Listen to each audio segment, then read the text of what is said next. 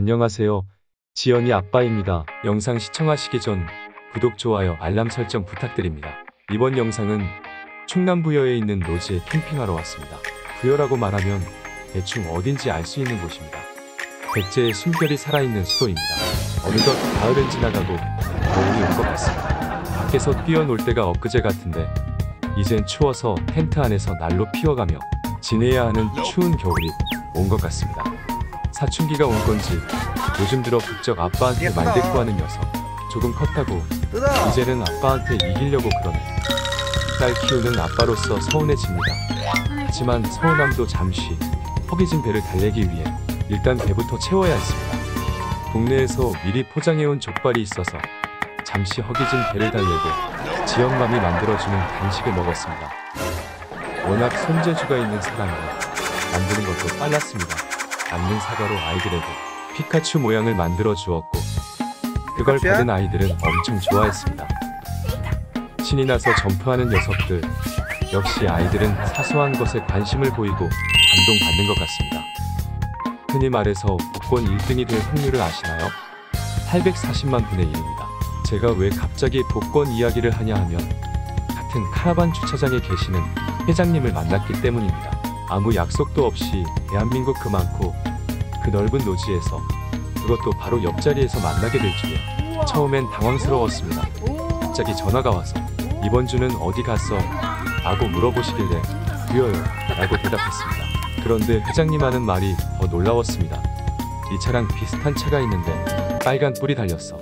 왠지 너 같은데 라고 하시길래 텐트에서 후다닥 나와보니 눈앞에 보이는 건 진짜 회장님. 한편으론 당황스럽고 반가웠습니다. 소름도 조금 돋았고요. 이건 뭐 귀신에 홀린 기분이라 할까요?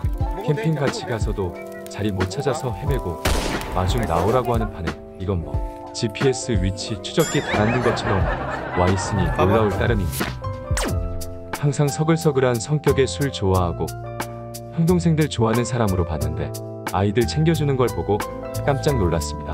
역시 아빠는 아빠네요. 나쁜 뜻은 아니니 오해하지 마시고.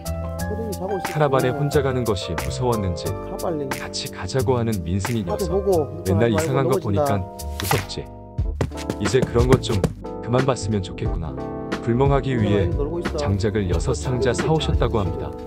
역시 회장님은 손이 크신 것 같습니다. 스케일이 틀려도 너무 틀려요.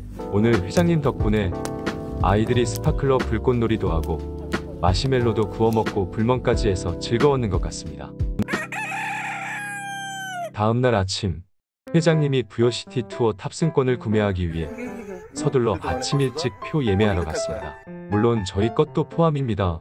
워낙 부지런하셔서 동생들 것도 예약해 주시니 감사합니다. 오늘 일정은 노지 캠핑보다 부여 백제문화단지 구경하고 수륙양육 버스를 타는 것이 오늘의 미션입니다. 캠핑 와서 미션이라고 그러니 좀 그렇네요. 아침을 먹기 전 밖에 나와 산책을 잠시 했는데 10시 이후라서 그런지 햇볕이 따뜻했습니다. 초겨울이라곤 믿기 힘든 날씨라 할까요? 밑에 지역이라 그럴 수도 있을 듯. 지연맘은 아이들과 함께 주위를 둘러보기로 했습니다. 이곳은 원래 주차장으로 이용했던 곳 같아 보였고 제가 자리 잡은 곳은 잔디가 있는 곳이고 들어오는 입구 쪽은 잔디가 없었습니다. 공원 입구 쪽엔 볏짚으로 둘러싼 마시멜로처럼 보이는 것으로 막아놨고요. 아마 예전엔 볏짚 마시멜로는 없었는 것 같은데 공원에 쓰레기가 쌓이기 시작해서 마을 주민들께서 화가 나서 못 들어가게 막아 놓은 것 같습니다. 공원에 방송까지 나오더군요. 쓰레기 무단 투기하지 말라고. 대박. 사람들이 얼마나 쓰레기 버리고 갔으면 방송까지. 안타까운 현실입니다. 저희는 아침 겸 점심을 먹고 백제문화관광단지에 차를 타고 갔습니다. 아마 수륙양육 버스 시간이 오후 2시였는 걸로 기억합니다. 영상을 바로 만든 게 아니라서 기억이 가물가물하네요. 카라반이 있는 곳과 백제문화관광단지의 거리는 차로 5분 거리 정도 되었는 것 같습니다. 관광지라 그런지 주차장은 주차한 차들로 포화 상태였고 운 좋게 주차했는 것 같습니다. 저희는 버스 탑승 시간이 2시간이나 남아 주변을 구경하기로 했습니다. 관광단지라 그런지 엄청나게 넓었고 돌로 만든 조각상도 많이 보였습니다.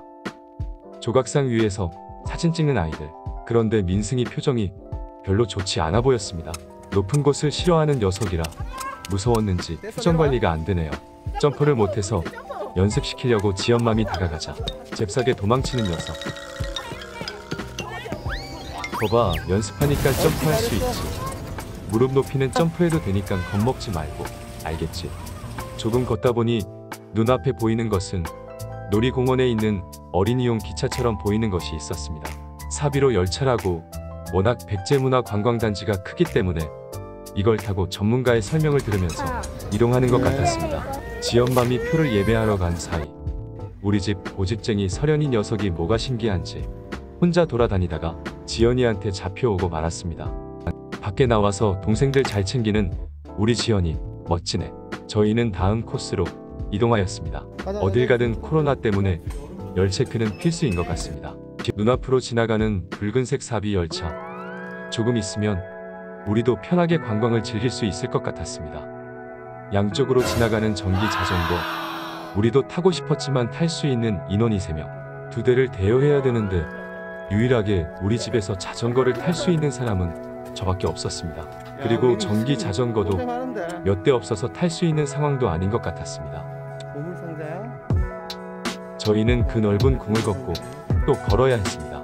저희가 도착한 곳은 옛 선조들께서 다수 인원이 모여 안건을 토론하는 장소 같아 보였습니다.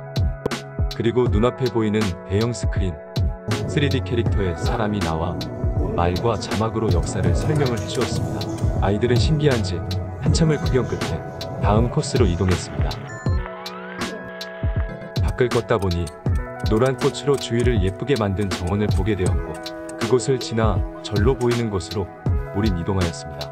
그곳은 모양만 절이 아니라 진짜 절이었습니다. 절 안에 계시던 여자 스님께서 반갑게 저희를 맞이해 주셨고 연꽃 만드는 체험도 할 수 있게 도와주셨습니다. 아이들은 각자 받은 꽃 봉우리에 꽃잎을 한 장 또 한 장 붙이기 시작했고 처음이라 풀로 붙이는 것이 서툴렀던 아이들 열심히 붙여보지만 스님이 보시기엔 안타까웠는지 옆에 와서 도와주기도 하였습니다. 시간이 좀 지나 어느덧 연꽃 모양이 만들어지기 시작하였고 기다리던 서련이와 저는 추워서 따뜻한 햇볕이 있는 밖으로 나왔습니다. 적당히 실내라서 춥더라고요. 절에서 연꽃 체험학습 한답시고 시간을 많이 소모하는 바람에 저희는 조금 서둘러야 했습니다. 수륙양육 버스 시간이 다가왔기 때문입니다. 워낙 넓어서 도보로 이동하는 시간이 있기 때문에 백제문화관광단지를 다 구경 못하고 버스를 타기 위해 이동해야 했습니다. 오늘따라 진짜 많이 걷고 또 걸었는 것 같습니다. 민승이도 힘든지 얼굴 표정이 굳어지기 시작했고 때마침 시간 딱 맞춰서 도착. 천만다행입니다.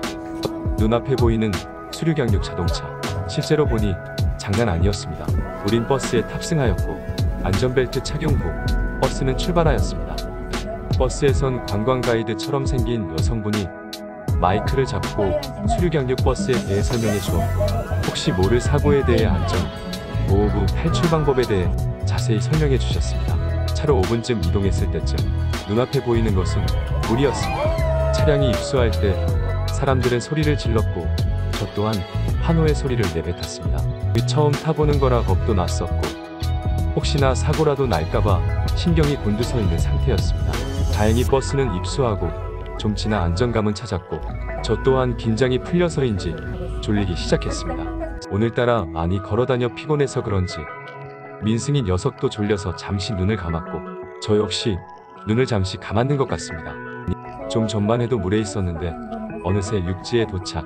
가격대는 좀 나가지만 아이들에게 좋은 추억이 될 수 있어 부모로서 좋았는 것 같고 제가 기대했던 만큼은 아니지만 아이들이 좋아하니 저 역시 만족합니다.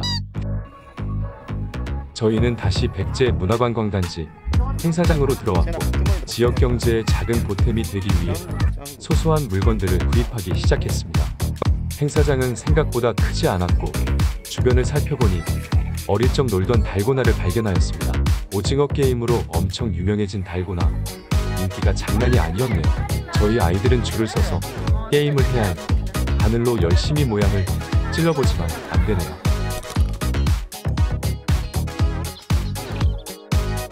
요즘 어릴 적 고전 게임이 다시 부활하는 것 같습니다.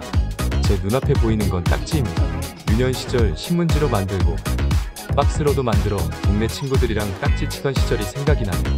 그때는 놀이 문화가 없다 보니 그것만으로도 친구들과 함께 즐겁게 보낸 것 같은데 지금 생각해보면 제 기억 속에 소중한 추억인 것 같습니다. 저희는 기다리던 415 열차에 탑승하게 되었고 또다시 주변을 둘러보기 시작했습니다. 저희끼리 걸어다니면서 관람하는 거랑 누군가가 설명해주고 들으면서 관람하는 것은 분명히 틀린 것 같았습니다. 열차로 이동해서 발도 안 아프고 좋았는데 뜬금없이 내리자고 하는 아이들. 순간 앞이 캄캄했습니다. 대나무 밭에 팬더곰이 있다고 하니 그걸 보기 위해 내리자는 겁니다. 오늘은 아이들이 주인공이니 하고 싶은 대로 해줘야죠. 동물을 좋아하는 녀석들. 살아있는 동물은 아니지만 좋아서 매달리고 껴안고 아주 다닙니다. 대나무도 많고 사진 촬영하기 좋은 곳 같네요. 해는 점점 저물고 날씨도 추워졌습니다. 우리는 오늘 일정을 마감하고 카라반이 있는 곳으로 돌아와야 했습니다. 무한 체력을 자랑하는 두 녀석들도 차에 타자마자 힘들었는지 넉다운 상태였습니다. 지엄맘은 카라반에 도착하자마자 애를 끼니를 챙기기 시작했고 아이들은 허기진 배를 허겁지겁 채우기 시작했습니다. 이번 캠핑은 배자연과 소통하는 것보다 주변 관광지에서 주변 관람하는 것이 더 많았는 것 같았습니다. 캠핑도 좋고 아이들과 관광지 관람하는 것도 좋고 가족 여행 온 건지 캠핑 온 건지 헷갈리네요. 캠핑이든 여행이든 사랑하는 내 가족과 즐길 수 있어 행복한 것 같습니다. 행복이란 본인이 하기 나름입니다. 항상 웃고 즐길 수 있는 그런 캠핑하시길 바랍니다. 영상이 좋았으면 구독, 좋아요, 알람 설정 부탁드립니다. 다음 좋은 영상으로 찾아뵙겠습니다. 이상 지연이 아빠였습니다. 좋은 하루 되세요.